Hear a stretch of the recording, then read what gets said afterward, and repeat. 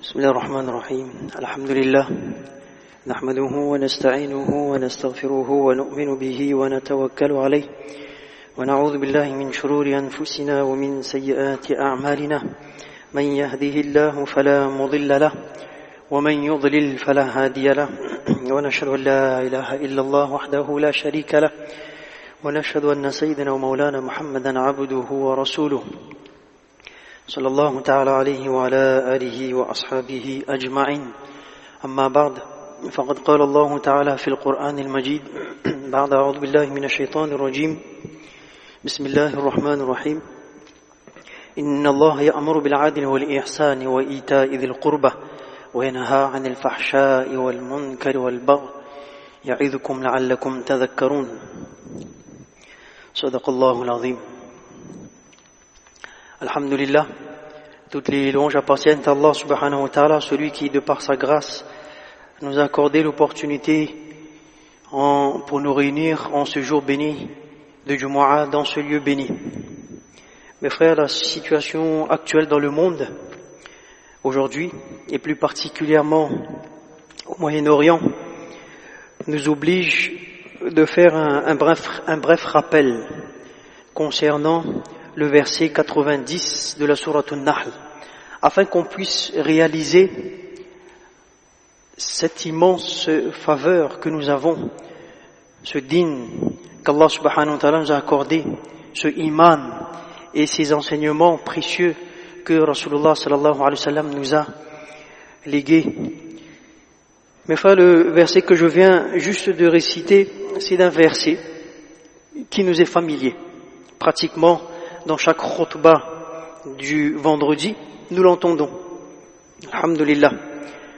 Dans certains livres de tafsir, il est écrit que c'est depuis l'époque de Hazrat Omar ibn Abdul Aziz, rahmatullah alayh, donc en l'an 99 de l'Hégire, que ce verset est lu dans chaque khutbah du vendredi. Les ulama expliquent que la raison est peut-être que dans ce verset, que vous avez entendu tout à l'heure, sont condensés les enseignements de l'islam. Il y a à travers ce verset un plan de réforme universelle. Et donc chaque vendredi, jour du grand rassemblement, le rappel est fait pour chaque musulman. À propos de ce verset, Abdullah ibn Mas'ud radiyallahu anhu disait en ce sens: "Hādhā ajma'u āyatin fil Qur'an li khayrin yamtathil wa li sharrin yajtanib."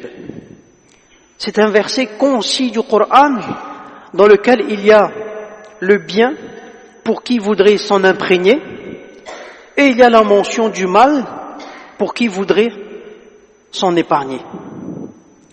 Il est mentionné qu'après la révélation de ce verset, plusieurs personnes ont été affectées et touchées par l'écoute de ce verset. Aktham ibn Sayfi, radiyallahu anhu, un compagnon de Rasulullah sallallahu alayhi wa sallam, il a embrassé l'islam après avoir entendu ce verset. Aktham ibn Sayfi, on rappelle que c'était un chef d'une tribu, et lorsqu'il a entendu la venue de Rasulullah sallallahu alayhi wa sallam, donc il avait envoyé 2 émissaires auprès de Rasulullah sallallahu alayhi wa sallam pour en savoir davantage sur lui. Et lorsque les 2 émissaires sont arrivés devant Rasulullah sallallahu alayhi wa sallam, ils l'ont dit: nous venons de la part de Aktham ibn Sayfi qui voudrait savoir 2 choses chez vous. C'est quoi? Premièrement, c'est man anta, et deuxième, c'est wama anta. Qui es-tu et que es-tu? Rasulullah sallallahu alayhi wa sallam, donc il a répondu: je suis Muhammad, fils de Abdullah. La réponse de la première question. Et je suis le serviteur et le messager d'Allah. Réponse à la deuxième question. Et ensuite, il a récité le verset que nous avons entendu tout à l'heure: Inna Allah ya'muru bil 'adl wal ihsan wa ita'i dhil qurba wa yanha 'anil fahsha'i wal munkari wal baghi. Il a récité ça devant eux. Et lorsqu'ils sont retournés auprès de leur chef, Aktham ibn Sayfi. Donc ils ont rapporté exactement ce que Rasulullah sallallahu alayhi wa sallam leur a dit. Et en entendant ce verset, Aktham ibn Sayfi, il a dit que ça se voit qu'à travers ces paroles, il y a une invitation vers de nobles caractères et de nobles valeurs, et une interdiction de ce qui est vil, ce qui est ignoble. Ensuite, il a exhorté donc toute sa tribu d'accepter le message de Rasulullah sallallahu alayhi wa sallam. Voilà, mes frères, la force et la puissance de ce verset. Il y a également parmi les personnes qui ont été affectées par ce verset, le célèbre sahabi Uthman ibn Maz'un radiyallahu anhu, qui raconte lui-même son propre récit en ce sens. Il dit au début, j'avais accepté l'islam un petit peu à cause de mes amis, par un sentiment de confusion. Jusqu'à ce qu'un jour je me suis présenté auprès de Rasulullah sallallahu alayhi wa sallam, et là j'ai vu l'effet de la révélation sur lui, et après cela il nous a récité le verset en question. Et depuis ce jour, eh bien ma foi s'est confirmée et raffermie, et l'amour d'Allah et de son messager est entré au plus profond de mon cœur. Donc mes frères, à travers ces récits, vous l'aurez compris que ce verset 99 de la sourate An-Nahl, eh bien c'est un verset concis, complet et très profond dans ce sens, dans son sens. Il y a dans ce verset, comme je vous l'ai dit tout à l'heure, un plan de réforme universelle. Il y a à travers ce verset le remède au fléau que connaît malheureusement notre société actuelle. Alors qu'est-ce qu'il y a dans ce contenu? Dans le contenu de ce verset, il faut retenir que dans ce verset, il y a l'injonction de trois choses. Inna Allaha ya'muru bil 'adl wal ihsan wa ita'i dhil qurba. Allah commande l'équité, la bienfaisance et l'assistance aux proches. Et ensuite, wayanha, il y a l'interdiction de trois choses, wayanha anil fahsha wal munkar wal bagh. Et l'interdit, la turpitude, l'acte répréhensible et la rébellion. La première chose dont Allah subhanahu wa ta'ala, il ordonne dans ce verset, c'est inna Allaha ya'muru bil 'adl, al-'adl, l'équité, l'esprit de justice. Alors les commentateurs du Saint-Coran expliquent que Adl est utilisé dans différents concepts. Il y a l'équité déjà envers le Créateur. Il y a l'équité envers soi-même. Et il y a l'équité envers les créatures. L'équité envers le Créateur, bien ça consiste en premier lieu à amener iman, la foi en lui. Ça c'est la première chose. À placer sa confiance en Allah et avoir ferme conviction en lui. N'adorer que son Créateur. Lorsqu'on demande, on invoque que lui. Je n'obéis qu'à mon Créateur et mon cœur est rempli de son amour. Si j'ai vécu sur cette terre avec ces notions-là, alors ce sera une vie de adl, ce sera une vie d'équité envers mon Seigneur. Par contre, si j'ai associé autre chose à Allah dans mon adoration et dans mon obéissance, si j'implore autre que lui, alors je quitte la voie de l'équité et de la justice. Ça c'est le premier concept. On passe maintenant au deuxième concept du adl. C'est l'équité envers soi-même. L'équité envers soi-même, et ça consiste à quoi? Eh bien tout simplement à protéger son physique et son âme contre tout ce qui pourrait nuire. C'est pour cette raison, mes frères, que on dit la mutilation est interdite en islam. À propos du piercing, par exemple, eh bien il y a des règles bien définies à respecter. Quelqu'un ne peut pas faire du piercing n'importe où il veut. le suicide, eh bien c'est complètement interdit en islam. Même concernant les actes d'adoration, eh bien l'islam a interdit de porter préjudice à son corps, d'où l'importance du juste milieu. Nous l'avons déjà rappelé plusieurs fois ici même, concernant certains compagnons radiyallahu anhum qui avaient exagéré dans certaines formes de ibadat, d'adoration, et Rasulullah sallallahu alayhi wa sallam les avait recadrés rapidement en les rappelant que le corps aussi avait son droit. Donc ça c'est l'esprit de adl, de l'équité envers son corps. L'esprit de l'équité envers son âme consiste à se protéger contre toute fausse croyance. Protéger son âme contre la déviance et la transgression des lois d'Allah et des enseignements de Rasulullah sallallahu alayhi wa sallam. Le troisième concept du adl, c'est l'équité envers les créatures. On a vu envers Allah, envers soi-même, et le troisième c'est envers les créatures, qui consiste à respecter chaque créature, chaque être humain, et accorder le droit de chacun, qu'il soit petit ou grand.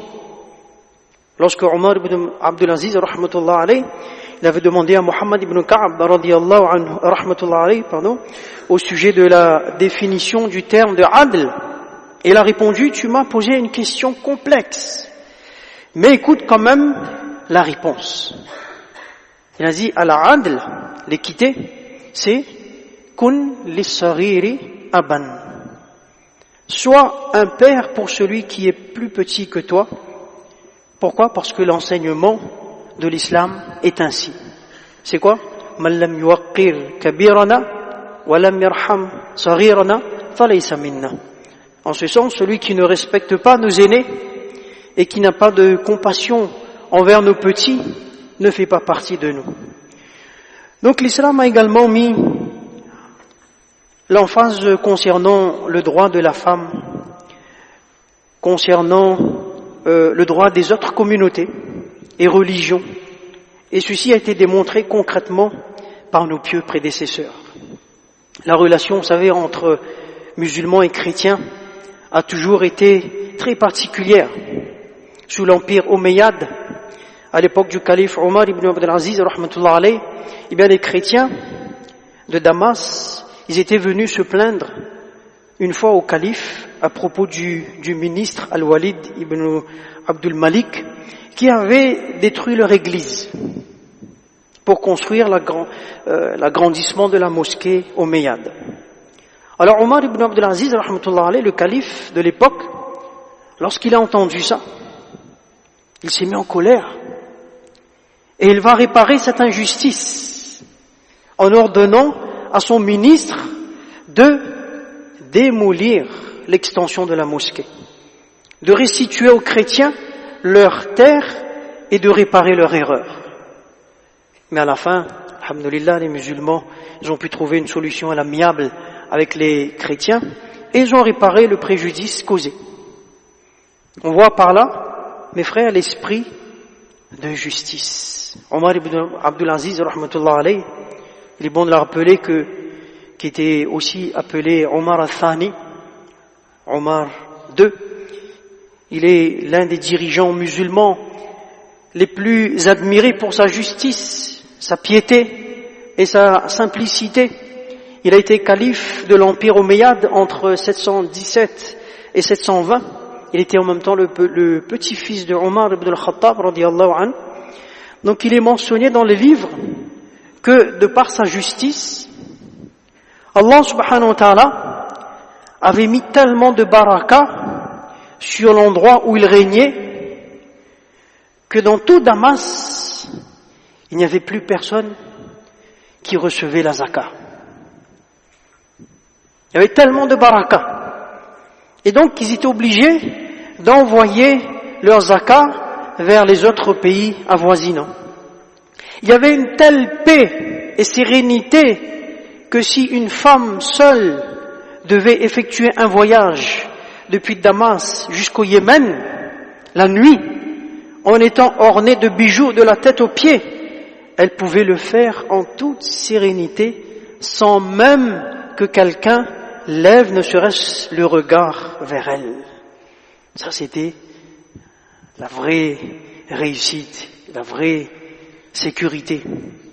Dans le livre At-Tabaqat al-Kubra, il est mentionné qu'il y avait un esprit de justice qui régnait dans la région, que, écoutez mes frères, que même l'agneau et le loup pouvaient s'abreuver à un même point d'eau. Même l'agneau et le loup pouvaient s'abreuver à un même point d'eau. Et un jour, les bergers, lorsqu'ils ont vu le loup attaquer l'agneau, ils ont immédiatement compris que il lui est arrivé quelque chose. Et le lendemain, on a appris que le calife Omar ibn Abdelaziz, rahmatullah alayhi, il a quitté ce monde. Donc ça, mes frères, c'est l'exemple parfait d'un dirigeant juste et équitable, qui a su faire régner la paix, la tranquillité et la sécurité sur son territoire, grâce à son iman. C'est un iman qui lui procure la crainte de son Seigneur. On parle ici de crainte révérentielle, qui lui rappelle qu'il aura des comptes à rendre devant son Créateur, le jour du jugement, pour chaque injustice qu'il aura commis sur cette terre, pour chaque crime qu'il aura commis sur cette terre. Parce que ce genre de dirigeant juste et équitable, pour faire régner la paix et la sécurité sur la terre, n'a pas eu besoin de recours à la force et à la violence, ni de massacrer des milliers d'innocents. C'était plutôt par le biais du iman, du din et des nobles caractères qu'ils ont pu établir donc cette paix sur la terre. Donc de notre côté, bien nous faisons doigt afin qu'Allah subhanahu wa ta'ala ramène la paix dans le monde, apporte son assistance aux plus vulnérables et protège l'humanité entière. Vous savez donc, en résumé, adl, c'est l'équité qui doit être partout, dans les foyers, entre époux et épouses, entre les enfants, dans la société et dans chaque sphère de la vie. Alors tout le monde, souvent on réclame justice, mais il faut commencer par faire le premier pas soi-même. Tout le monde veut que ça change, mais personne est prêt à changer, comme le disait un savant. Donc ça, ce sont quelques notions de ce verset que nous entendons tous les vendredis. Inna Allaha ya'muru bil 'adli wal ihsani wa ita'i dhil qurba wa yanha 'anil fahsha'i wal munkari wal baghi ya'idhukum la'allakum tadhakkarun. À chacun, Inch'Allah, de s'en imprégner de ces nobles leçons de morale qu'Allah subhanahu wa ta'ala a placées derrière ces versets. Fajazakumullahu khayran wa akhiru da'wana anil hamdulillahi rabbil alamin.